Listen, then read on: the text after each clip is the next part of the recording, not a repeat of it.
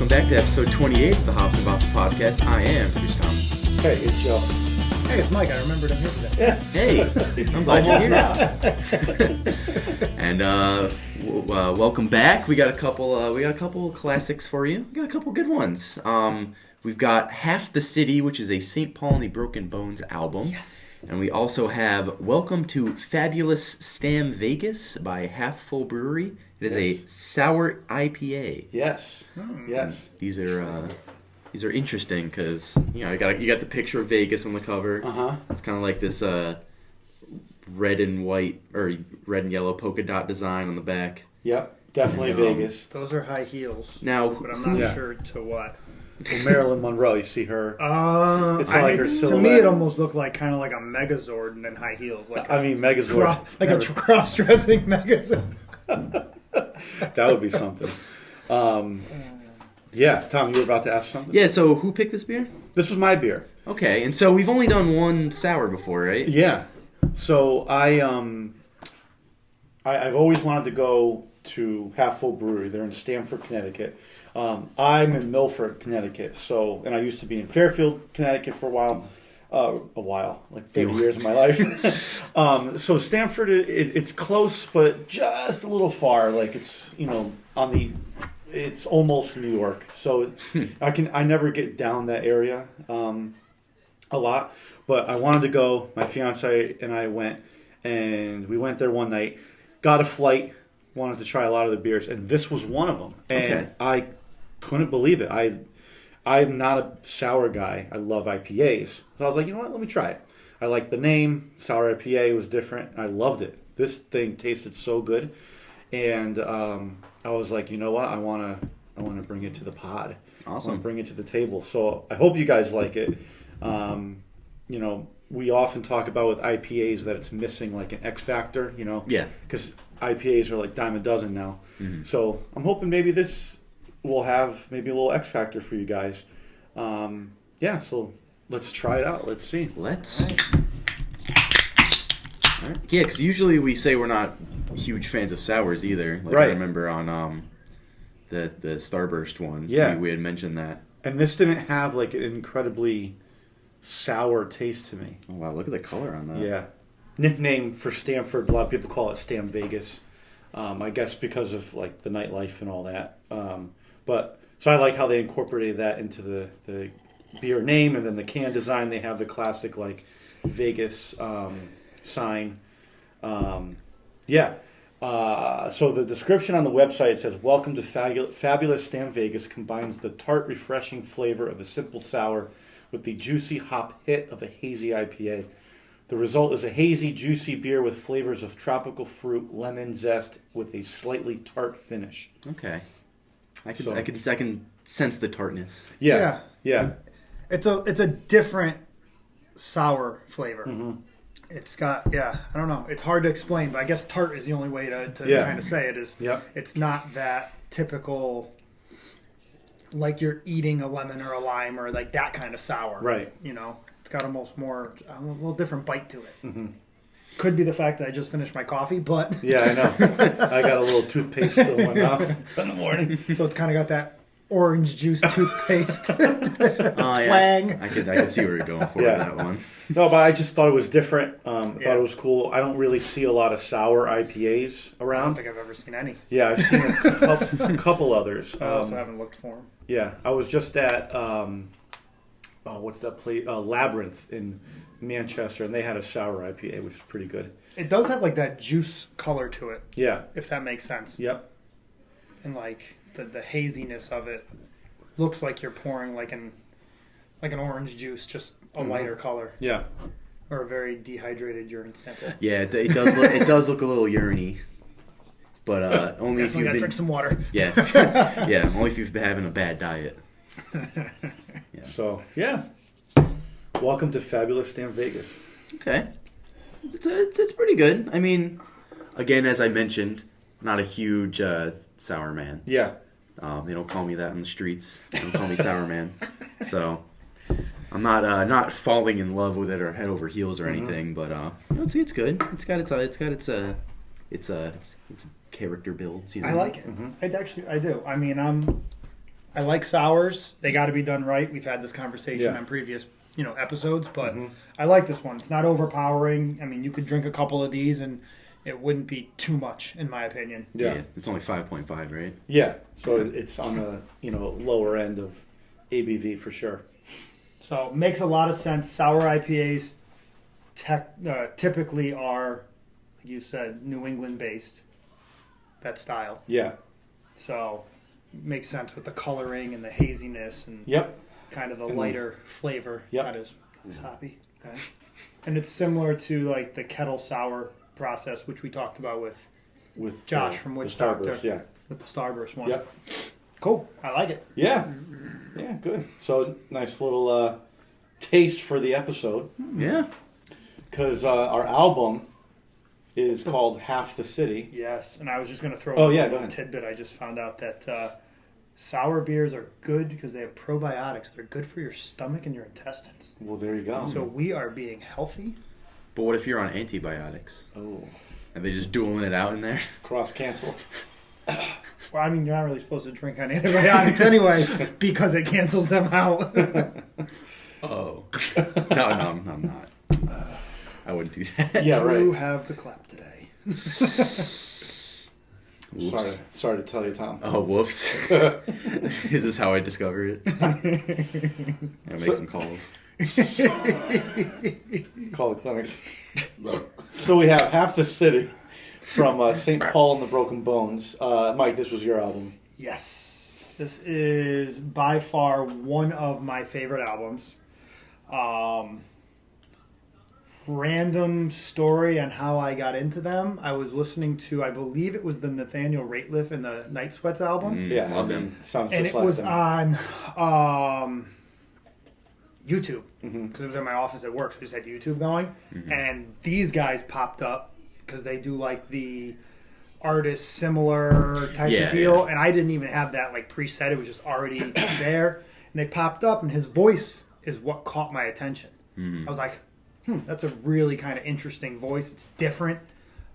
Had that southern kind of soul blues feel to it. So usually with YouTube, you get a lot more like live videos, interviews. You don't get as much of their like studio recorded stuff unless you look for it. And then obviously, kind of like our podcast, you get the picture of the episode and the audio. So I saw some of the like NPR Tiny Desk, I think it's called. I love those, yeah, they're pretty cool. Yeah. And so they did one or two of those, and then there was a couple interviews, which was where I kind of learned a little more about them. Specifically, like the singer was like an investment kind of banker or some guy in financials, and I started reading up, and it was kind of cool. Like this was their last ditch effort at music as a band. Cool. They basically were like, you know what, we can't do this and work our day jobs and do this, and if we're not going to make money doing this, we kind of got to focus on our other, our day job, our career, whatever. Yeah. So they put together St. Paul and the Broken Bones, and it was the last kind of hurrah. Either this is going to work or it's not. And I mean, I'm not going to say that they're this huge, well-known band, but they've got 3 studio albums. They've got a live recording from, was it South by Southwest? Yep, 2014. 2014. Same year as this album. Yeah. And so they, they're playing like this summer. I mean, I think Red Rocks, pandemic-wise, I think all the shows are pushed to 2022 now. But they had Red Rocks booked this year. They play there all the time. I mean, I think they play like New York City on New Year's Eve. They play these small clubs. Like, they're doing well for themselves. Oh, yeah. So, again, at the time, this may have been the only album they had out when I first started listening to them. Yeah. I think 2014, I'm going to say it was probably like 2015 or so that I started finding who they were and listening. So I only had Half the City. And I listened to it repeatedly. Even now, I probably listen to this album. I was telling Joe before, I would say minimum 3 times a week. Really? Like, easily. Oh, wow. Like, just if it's at work and I'm doing work, this is like, if I can't think of something, because you always get that panic of like, what do I listen to? I need to pick an album. Then 15 minutes later, you still haven't picked an album. Yep. Like, It's like I have Netflix. like 3 or 4 albums that I just put on. This is one of them. And usually the first one I go to. I love the sound, the feel. I love all the horns. Yeah. Just very in-depth. And then again, like I mentioned before, his voice is just I don't know, just such a cool, different voice. Not it. You almost want to call it annoying, but but it works with the music, so it's not. Exactly. Yeah. It's very like track for track. Like it depends on how good the song is versus how his like growl is. But you can hear all of the like soul kind of R&B 70s influence in his voice. In one of the interviews, I specifically remember him saying that his mother just had like these old female soul singers on record, and that's what he listened to. Yeah. Like as a kid. And that you can tell that's exactly how he sings. And then you just see this kind of like heavier, balding white guy, and I'm like, wait, what? Yeah. Like, did you guys, before you looked at him, like, would you have thought that was the voice coming out of the... I don't think I looked at them. Oh, yeah, look at him, Paul Janway. Yeah, I feel like a catfish or something. Paul Janway. Yeah, like exactly like catfish. Their Spotify like artist page. Oh yeah, there he is. Yeah, right if you look at the South by Southwest album, it's him singing on the cover. Yeah. Is that him in the middle with like a Doctor Strange cape on? Yeah, he kind of does. He kind of dresses like funky. You know, it's pretty cool though. Like you never connect that voice with him. Yeah. The image. Yeah. Again, like I will say the most difficult part for this, like I've listened so much, I didn't really have to take notes. I didn't really have to do anything super crazy for it. You know, I've had my favorite song on this album forever now, and definitely like a second like sleeper. I still haven't figured out what I'm going to say for a least on this, like because I just don't really have a song that I can like say is not good. This is one of those albums where when a song ends, I'm already playing the beginning of the next song in my head. Like I already know, you know. So I can't listen to it on shuffle. I can't listen to, I can listen to a single song, but shuffle doesn't work for this for me. Like I can't do it because I know so much of the order. Yeah. One thing I love about Spotify is that they tell you when you put songs in playlists on the desktop version, and so it might have been Mike that showed me them a while ago because I think it was. I have this album put in a playlist in 2015, which is like, actually when I discovered our next album, but I'll talk to that later. So I've known about them for a while. The song "Call Me" I've heard of for a long time, and I've listened to the album at least like once or twice before we've done the show, and so I've listened to it a couple times ahead of this.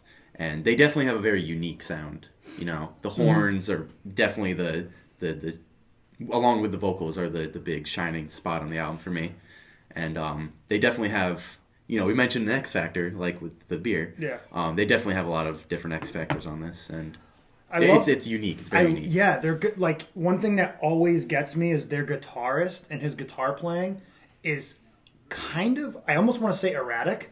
Like it's not there's really no songs where he's just playing chords or just plucking. Like he's got these little jumpy riffs and these little and sometimes it even sounds like, I gotta remember what song it is as we go through, but there's one song where it almost sounds like he's playing out of a really small, shitty kind of garbage distorted amp, but it fits so well. Like, I'm like, dude, you just made that sound work so well for this song.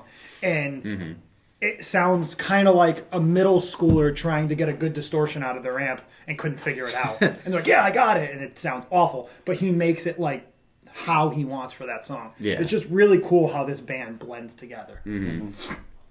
Yeah, so let's do it. Love this album. Let's do it. I will say, first song, I'm torn up. A little slow to start. I think they did that on purpose, though. I can get that. I'm not denying. I like the song. I think it's a great song. It's got that cool horn intro. Like you start off, it's nice and chill. Yeah. Builds as it goes along. But you start to listen, and you're like, okay, this is going to be the album. It better be, okay. I got to sit. I got to relax. Yep. It's super chill. I think that's what stopped me on previous album listens is that this song takes a while to get going, and I think that's kind of a turn off. You got a minute and a half before it starts to build up. Yeah, and I have a very slow. I have very little patience. Yeah, So, yeah. but when it does get going though, I really like it. It's really cool. Yeah. Yeah. I didn't want to. No, go ahead. I didn't Step on want any to toes? step on any toes Yeah, earlier, Go for but it. I didn't like this album at all. Ooh, okay. I didn't. And like Tom said, I remember Mike mentioned, "Oh, St. Paul, the Broken Yeah. Bones." Like, let me play Yeah. this song, and I forget what song it was back then. It was probably Call Me or 2015. something, It might have been Yeah. that. Which "Call Me" was a shining spot for me on the album. But I don't know. At that time, I was like, "Oh," I wasn't like, "Oh, I should listen to this." I didn't. Yeah. And then when you picked it for the episode, I dove in. I don't know if you remember, like, me, I texted you, I was like, "Hey, Mike," and I screenshot of the cover. I was like, "Is this the album?" And you sent back 2 hearts, and I was like, "Wow. Oh, okay." He's in love. I know how much you love this album. I'm personally surprised. I'm not saying how dare you, but I just know you, and I know the music you like, and I feel like I don't know you anymore. No, I'm just kidding. For me, it's just it just wasn't. I don't know. It just wasn't for me. I really, it was a struggle getting through the album. Wow. Okay. And I partly might be because of the first song. I'm torn up because of that slow intro. Yeah, I was torn. I didn't like the horns at all throughout the album. I thought they were second, maybe third rate.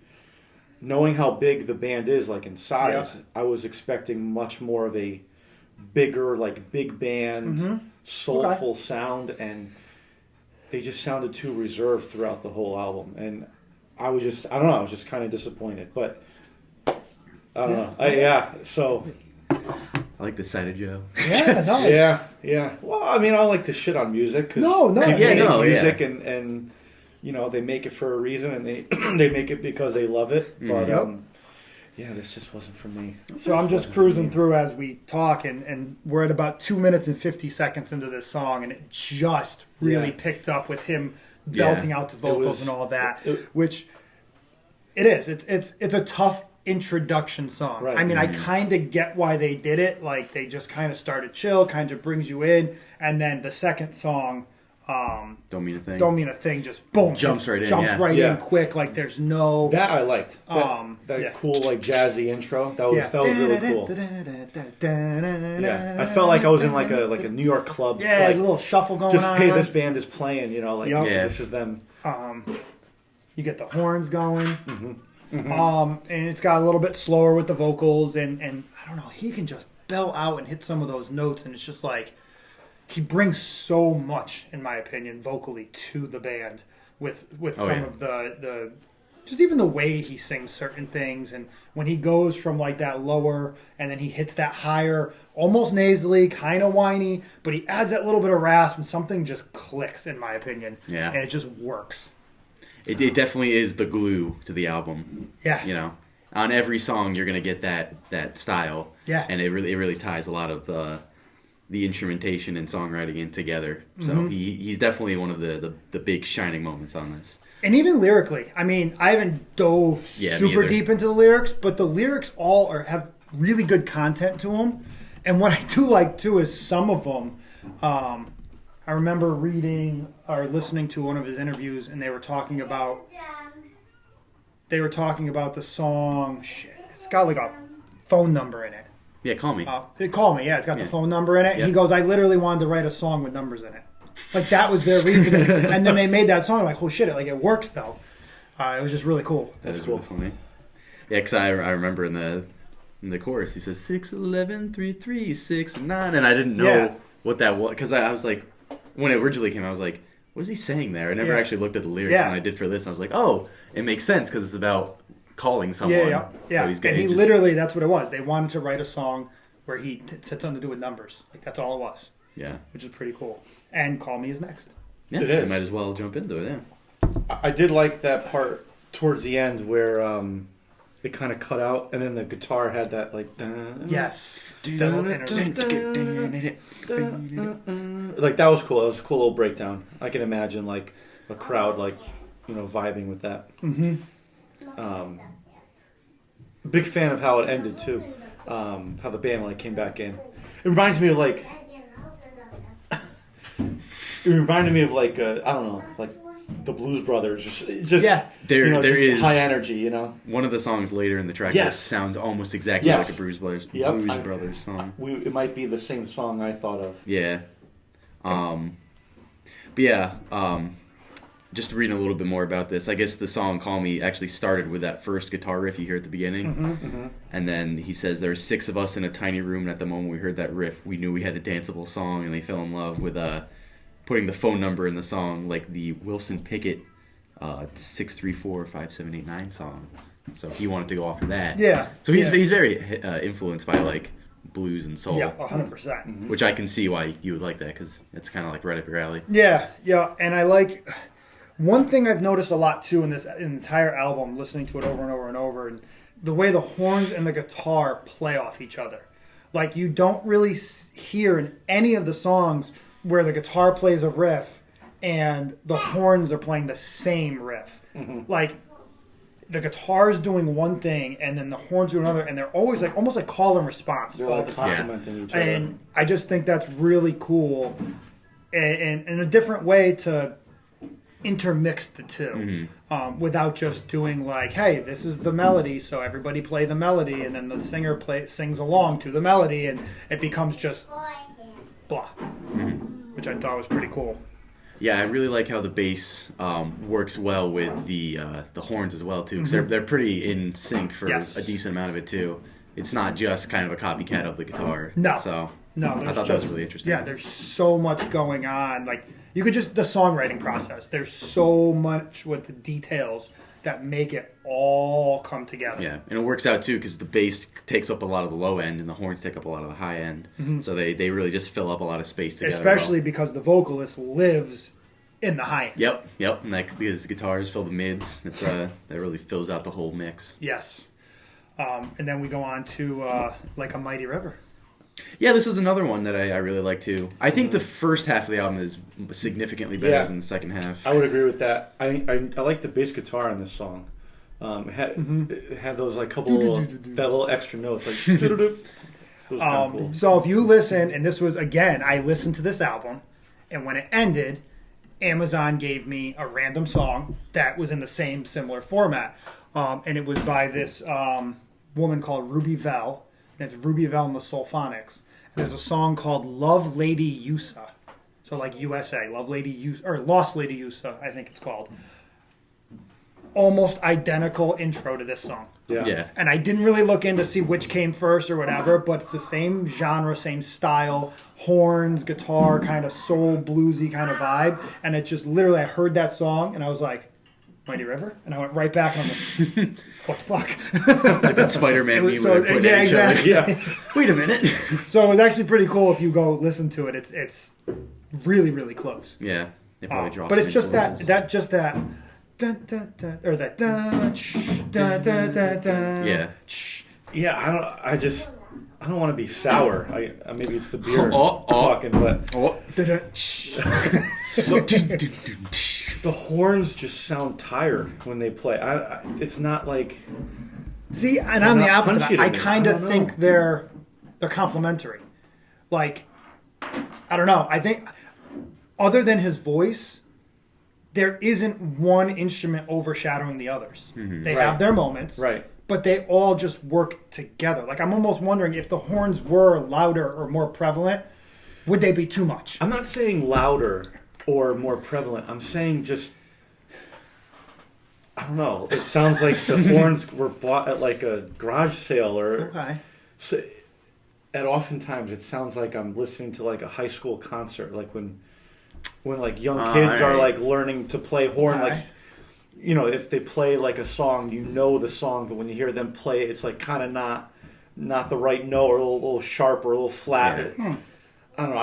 It's not as fine tuned as you want it to be. Yeah, and listen, I'm not expecting every single band to be perfect every time because budget and whatever. But I don't know. I mean, I could get that, and I would almost put it more towards like the style of music. Yeah, you know what I mean? Because they're not big band. They're not like like an orchestra type of band. Right, They're right, a soul blues band. They're dirty. They're, you know what I mean? Like that kind of vibe. Yeah. I think that imperfectness works for us because, you know, if it was more pristine and clean, it wouldn't have sounded as authentic. Yeah, yeah. And I did want to point out there's a moment like 2 minutes and 40 seconds into the song where he just kind of starts screaming. Yeah. He just goes, and then leads it into a note, which is, it was a little off-putting at first, but it was really funny, and like more and more I listened to it. I think that's indicative. Is that the word? Indicative of the genre. Like, it's just my voice isn't perfect, but it's just all emotion and it's just raw love. It is, and that's and again with his voice being the way it is, that's, you know, where I mentioned before, and we'll get to it in a little bit. 'Cause I forget exactly what song it was, where that guitar sounds like a middle school, high school kid who's trying to mess with their distortion, and then they get this crunchy garbage sound, and they're just like, well, fuck it, this is what I got right now. Yeah. But he plays it in there, and it fit that song and that style and that kind of dirty southern, like that blues, that soul, They embrace their imperfected talents. Yep. But, I mean, so then we go into That Glow. A little slower. Yeah. Not my favorite. Yep. I love the guitar, how it, like, you have those little licks in there, like that classic blues. Yeah, this is vocals and then the guitar lick, you know, and, you know, I just see like a Steve Ray Vaughan feel, like, you know what I mean? Mm-hmm. And the horns just kind of in the background. Yeah. Dun. Yeah, this is they more... They just kind of hold out, like nothing's too fast, nothing, I don't know. It's a cool... Yeah. This one is more bluesy to me than any other track. Yeah, definitely bluesy for sure. I said the same thing. Yeah, but... And I love how they start low and they all build. Yeah. Yeah. I just feel like this kind of sound is on the album too much for me. Like, yeah, I could definitely see that too. It was too much of a downer. It was like, for me, it was just tough to get through. No, I'm not saying that every piece of music I need to listen to has to be high energy, positive, let's do this, party, like dance. It doesn't have to be that. But for this, it was just too, I don't know, it was tough. It was tough for me. But I am glad you mentioned that, Joe, because I didn't know how to put it into words. Like, while they really only do like one of two things on this album, which is have those higher energy like tracks like Don't Mean a Thing and Call Me and songs like that, or it's slowed down and a bit not as powerful like the intro in this one. But the sounds they do have on this album, while they can be a little repetitive over time, I think that's just because I haven't really heard anything that sounds like this, you know. It's so unique with the singer being as like raspy but super high range and soulful, and these instrumentations sounding so, you know, into it as well. I think that's just why I think that they have those two types of sounds. And I think the intro did it better than That Glow, just on a personal level. Wasn't a big fan of That Glow, just a bit. It was just kind of flew under the radar for me. I could see that though. I can get that. Yeah. I mean, listen, we're also talking, which makes it different too. We're talking Joe's one, maybe two times through. You said you struggled, so I'm assuming it was only once, maybe twice. 1.5. You know. I try and listen to an album like 3 or 4 times at least for the podcast, just so there's enough to say. And, you know, Tom, I know you listen a little bit more to some of their stuff, so maybe a handful. And we're talking, I've probably listened to it more this week. Not even for the podcast, just naturally. Than you guys collectively have and ever, you know. And so for me, some of those songs that I get it. That one is kind of an under the radar, kind of low key, maybe a downer, whatever you want to call it.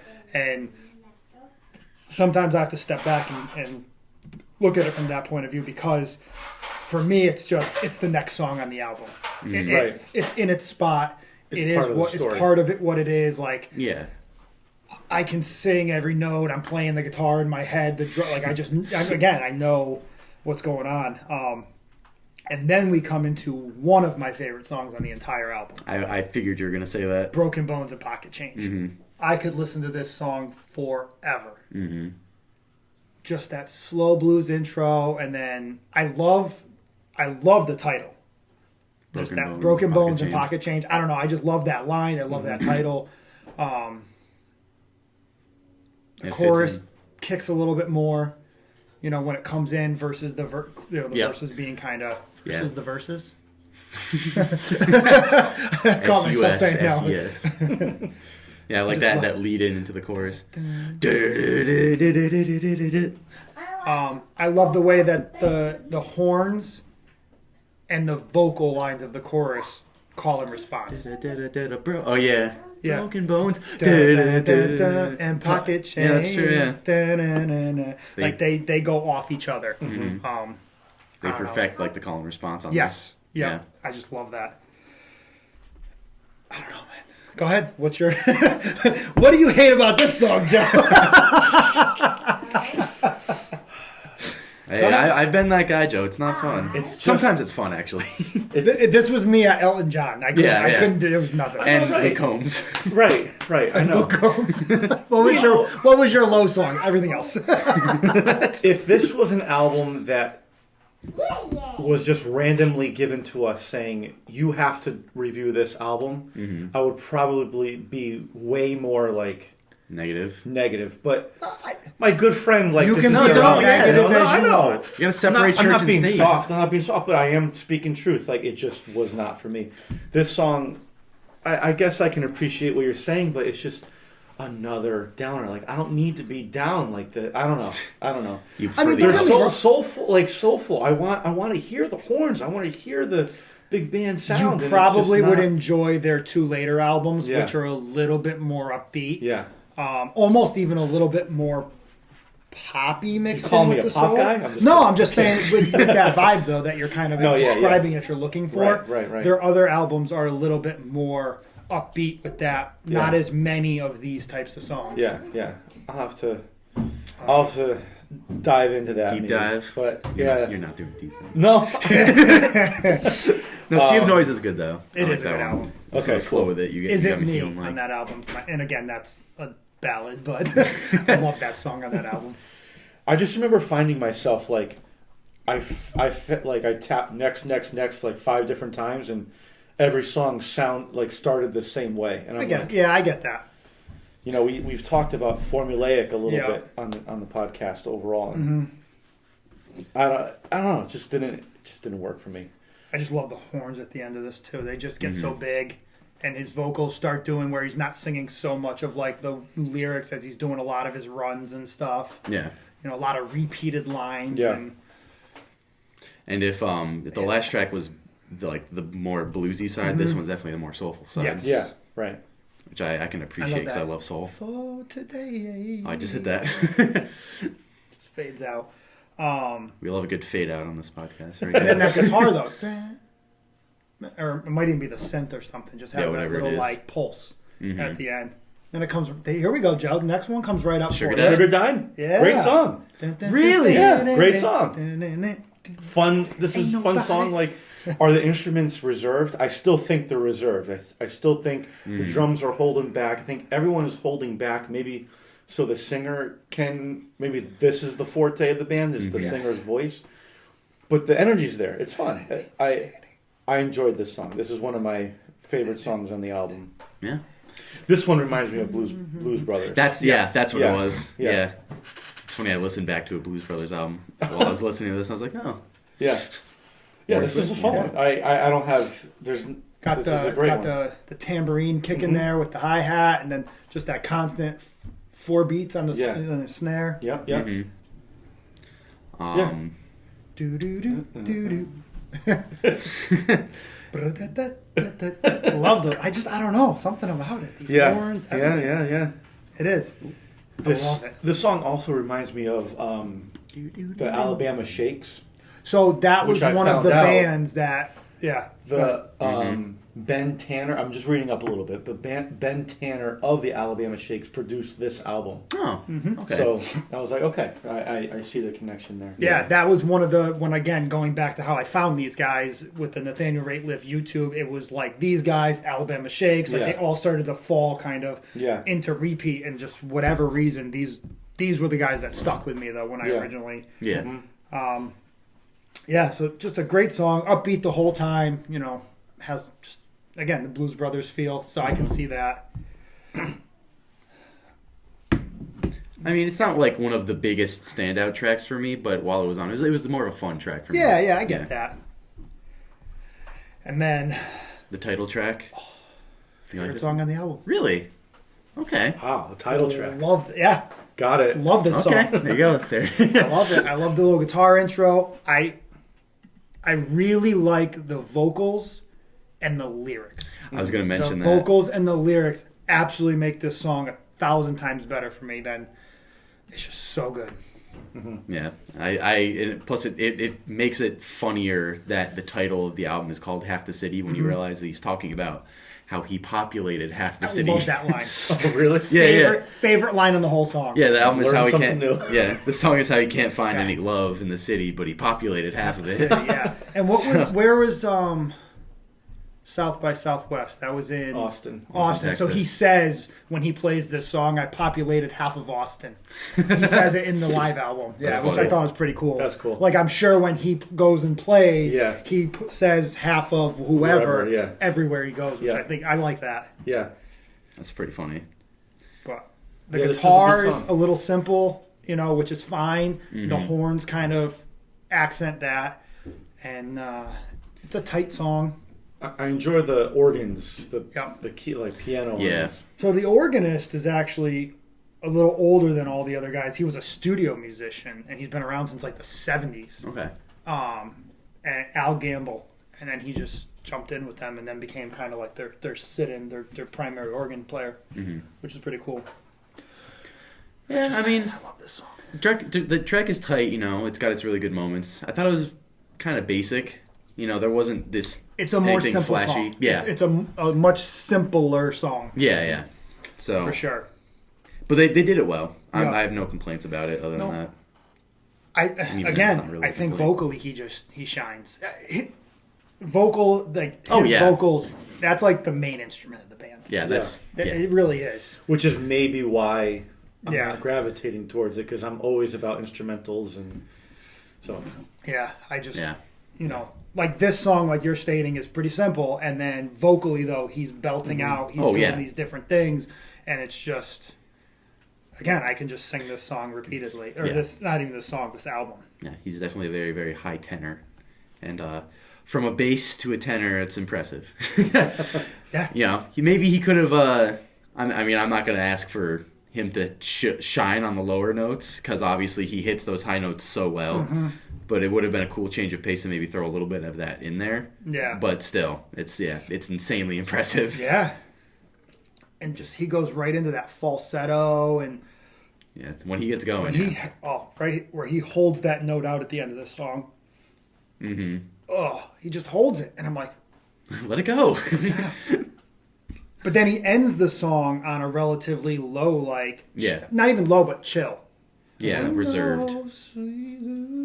Yeah. And he just kind of fades that out, which is kind of cool. How he can just be so big and then just chills out. And then we come in with Grass is Greener. Mm-hmm. Leads with that piano. Yeah, that's cool piano. And then the horns, dun, dun, dun, dun, come in. Chill song again. Nothing too crazy.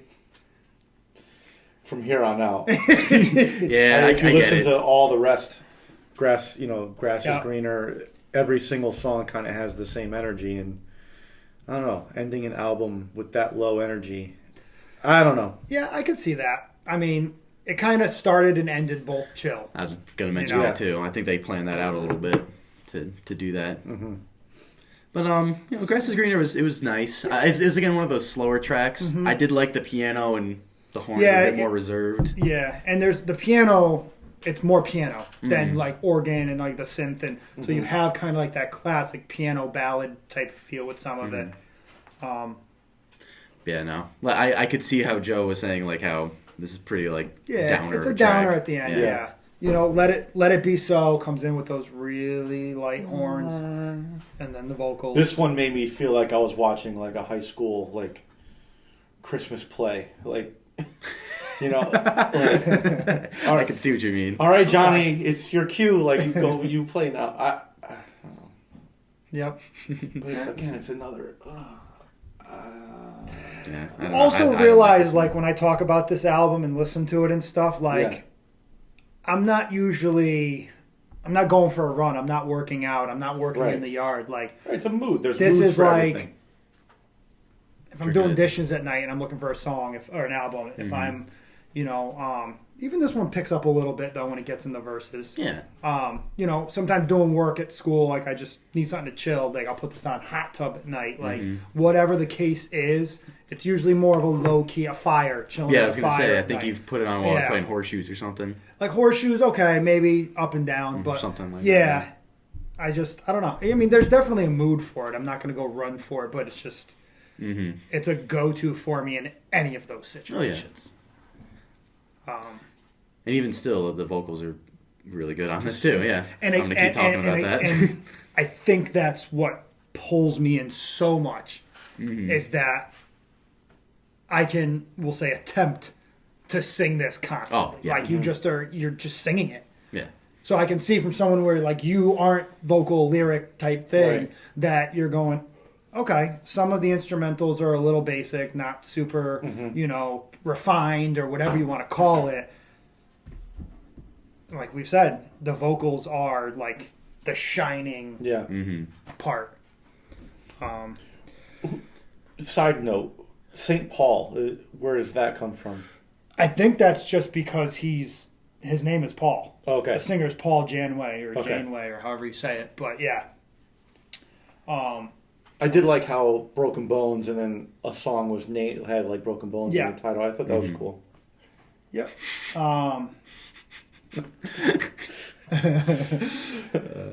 But again, you go to Dixie Rothko.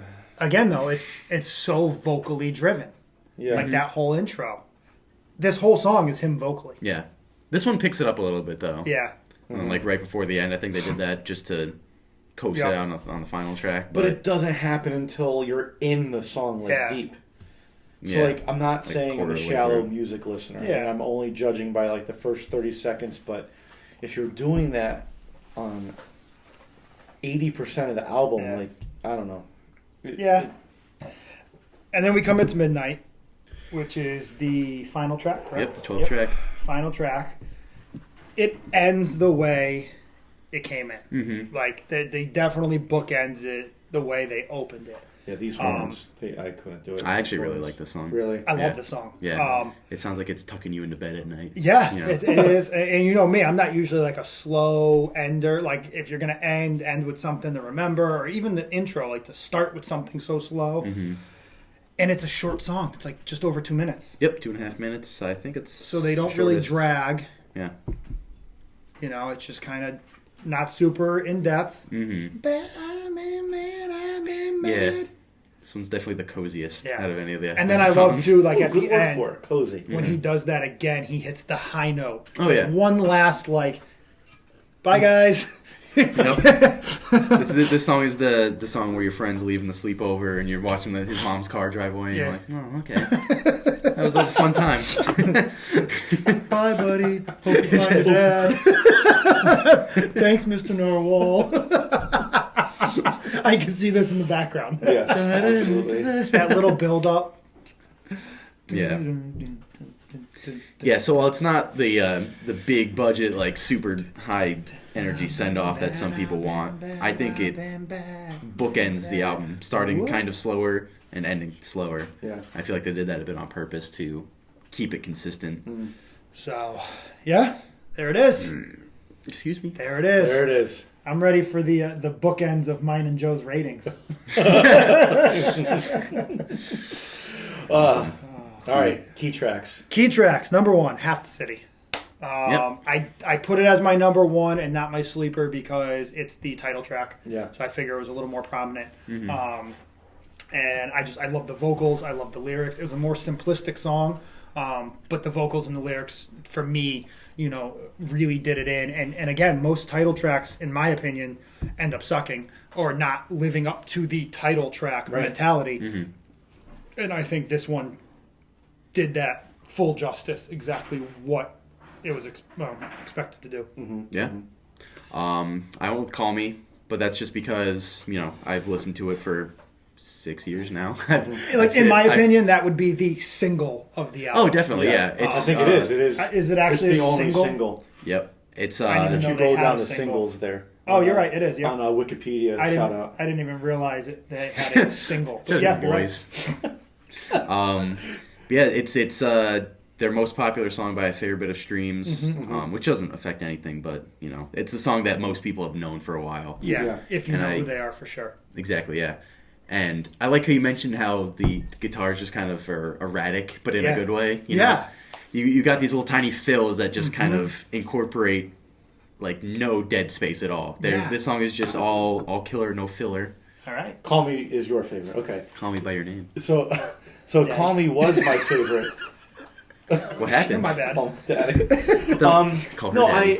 I just while talking through the podcast, you know, we all listen to the tracks. I'm listening through again, and I just feel like based on my like stance on the album, I feel like I gotta say "Sugar Died" was my favorite song. Yeah. So yeah, that's my favorite. "Call Me" is a good song. Check it out. But I personally like "Sugar Died" the best. It has great energy. It's a fun song, and I feel like from a band like this, I want songs like this. Okay. So yeah. Bottom tracks. I there's a tie. I'm torn up and it's midnight. Oh, Open and close. Open and closer. You know, I don't know. Yeah. Like, Yep. I'm almost gonna pull a Joe Sod here. In a little, I'm not picking two, but I really couldn't. Every song for me just had their place. Like it worked. I'm almost too deep into this album at this point to like be able to say that a song is my least favorite. I did that with I with can Doom. literally sing every song. I know, the next note that's being hit. Each like You can say vibrato. you can say none. That's where I gotta go. Yeah. There's not a single song Wow. that I can trigger as a least for me. Yeah. Because any song that comes on, Yeah, they've I all know got it. They've all got intrinsic the value. I've listened to this album so fucking much that I just can't. I wonder what your last FM number would be for this one. So My least I put as Let It Be So. And that's just in the context of the album. I feel like as its own song, it's got its own justice being played by itself. But in terms of, the track list and the feeling that the entire album gives, it can be a little bit, it just felt really slow and will do nothing. The chorus was really nice. When he hits those notes, it is nice. But in terms of the whole context of the album, it was not my favorite. So it's actually my least. And my sleeper, I went with Broken Bones and Pocket Change. That one is super soulful. It's almost like the inverse of Let It Be So, where, yes, it is a bit slower, but when they get onto those choruses, they really, really ramp it up. And when he's hitting those notes, again, the shining point of the album. It's definitely something I didn't expect because it's like a bit like in the middle of the album. But yeah, it's definitely my sleeper. Go listen to that one. my sleeper was Half the City. Okay. I thought it was a good title track. It was a good song, one that you might not get to. And I think, if I remember right, it was just before From Grass is Greener until the end. I couldn't vibe with any of the songs. So Half the City was like kind of the ender for me. For you. Yeah, that makes sense. But it was a good song. I liked it. So check that out. Mine was Broken Bones and Pocket Change as Yeah. well. That was that's like one of my go-tos. A lot of times if I'm just in the shower and I'm just doing individual songs, like Alexa, play this, Alexa, play that. This is usually one of my go-tos every night, like on there just as it plays. Again, the vocals, like he just kills it. It is a little bit of a slower song, but just the lyrics, but it's a must listen. Definitely. Cool. All right. Let's rate it. I'll go last. I think I know why. Go last. All right, I guess I'll start. Yeah. I went with a 3.5 out of 5. I do really think this is an extremely unique album in which I can't really compare it to a lot of anything contemporary or modern, at least. They do take a lot of influence from soul, blues, jazz, a little bit of rock as well. And it was really cool how they incorporated a lot of that. The singer, obviously, I've mentioned it a lot on this episode just because I'm a singer. It's really cool how much he can do with his voice. I thought the horns were a really good addition for a fair bit of tracks on here. I don't give it the big ratings that some of us will. Because, like I mentioned before, there are tracks that feel a little bit one-dimensional to me. And that's, the ending of the album didn't really... I think it stumbled just a little bit. But definitely a listen for people who are into that kind of sound. I would definitely recommend it. Mm-hmm. I gave it a 2. Okay. As I mentioned, a little higher than I thought. Yeah, honestly. Well, here's my justification. I keep track of like my ratings in my head, and I think I gave like Ariana Grande a 2. Okay. There's no way I can rate this lower than that Makes because sense. I do appreciate the musicianship. I think the band is tight. I just feel like they're as a whole just reserved, and I would have appreciated more music, like the instrumentals at the forefront, not necessarily for the whole album, just at parts, and let the vocals have their time and all that. But just in terms of a listen and everything, it just, I don't know, it just wasn't for me. So I do give credit to the musicianship, but 2 from me. I know. Hands down, this is my first, and it'd be hard to top, but this is a 5 for me. Wow. This is my full 5 bops. Damn. 28 episodes. Yeah, Or whatever. maybe some of it has to do with just the sheer amount I've listened to it. Mm-hmm. So like I'm so invested. Mm-hmm. I know so many minute details, like when it comes to every part, vocally, musicianship, lyrics of this album. But it's like an addiction with this album for me. I don't know what it is. I don't know why. I literally will be like, I just listened to it, and then I'll go do something, and like the next day I'm like, oh, I gotta listen to that again. And I'll put it on. Like I said, easily 3 times a week might be even on the low end. Like I've listened to this album hands down more than any other album. I don't know what it is about it. Like other than I love the vocals, maybe because it's so different than what I've used to listen all the time. Maybe because it was so random to find it, and it was a big part of it too is it was the only album they had when I first started listening to them. So what else was I to do? Right. Listen to it. Hey, that was really good. A couple days later, listen to it again because they had nothing else. Right. And so it's just next step is I got to see him. Yeah. That's it. That's all I'm waiting on. I got to go see him. Hurry up, Rona. Get out of here. I know. Yeah, get the hell out of here. Yeah, fly out to Colorado and see him in a big outdoor venue. That'd be sick. Yeah. I can, and again, listening to their live album, I can just see them absolutely being, whether you like them or not, just a hell of a live show. Oh yeah. Yeah. Just with all the band people, the way he runs around, and he's kind of got like that. I'm not comparing him with Freddie Mercury vocally, but that like kind of flamboyant stage presence with all the different outfits, and I could see that being really cool. Yeah. Fair enough.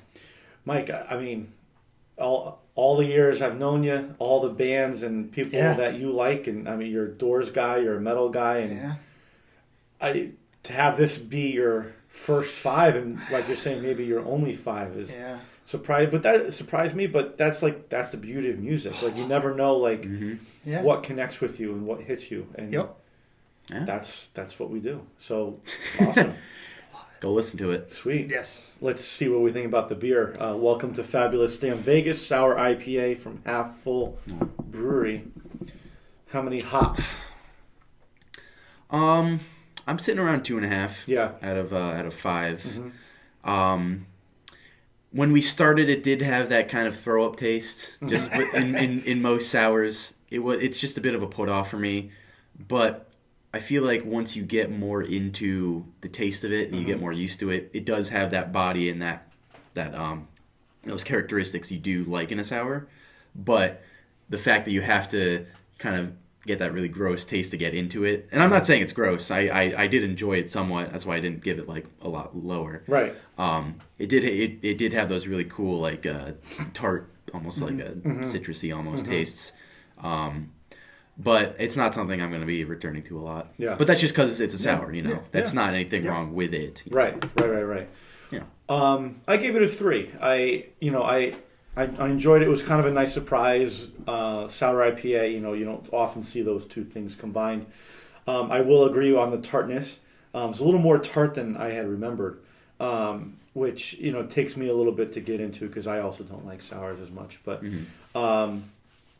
once you get into it, I thought the flavor was good. So I like the label. I like the name. I take all that into account. So I'm giving it a 3 out of 5 hops. 3.5. Yeah, I liked it. I really did. Cool. Am I going to go drink it all the time? No. I'm, as of late especially, trying different sours. I'm liking them more and more. And this it had a little twist to it. It was a little different than the regular sour flavor. But it also was very smooth. I mean, usually I'm talking and you guys are, I know you don't always finish yours, Tom, but Joe, usually Joe's like done and I still got a little, and I think I was done before you were done. Like I enjoyed it. I was just sipping on it. It was kind of casual. Other than the sour flavor, I will say it would have rated it more of like a 4 or so if it had a little bit more of a specific fruit flavor, maybe. Yeah. Like with the Starburst one, you get that Starburst flavor. When you have like the I Am fruit that they have is like a raspberry, you can taste that in it. I felt like this just tasted sour. Like it didn't have like a general sour, which is why I didn't rate it a little higher. Right. It did say tropical fruit, so you're going to get kind of a medley. Medley. Yeah. I think if it was a little bit more individualized flavor-wise, it would have had a little bit more of that X factor. Yeah. But it did have the tart does taste different than a sour, in my opinion. But I liked it. It was good. Cool. Sweet. All right, let's shout out who we got. Instagram handles today, very simple. Half Full is just Half Full Brewery. Go check them out.